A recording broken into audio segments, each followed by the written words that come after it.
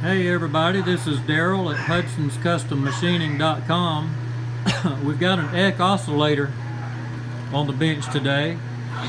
This thing had bad bearings in it. Both front and rear bearings were gone in it.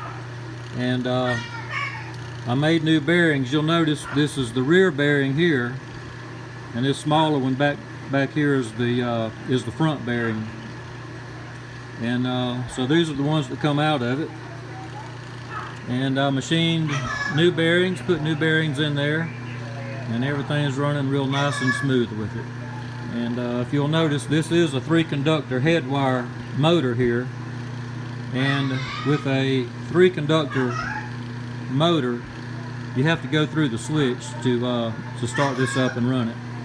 So we're going through the switch there, and we've run it through the 3 different speeds, low, medium, and high, and everything is running good with it. So I'm fixing to take this off the bench and start on another project. We appreciate y'all subscribers out there, and hope you enjoy these videos. Please subscribe, and y'all take care.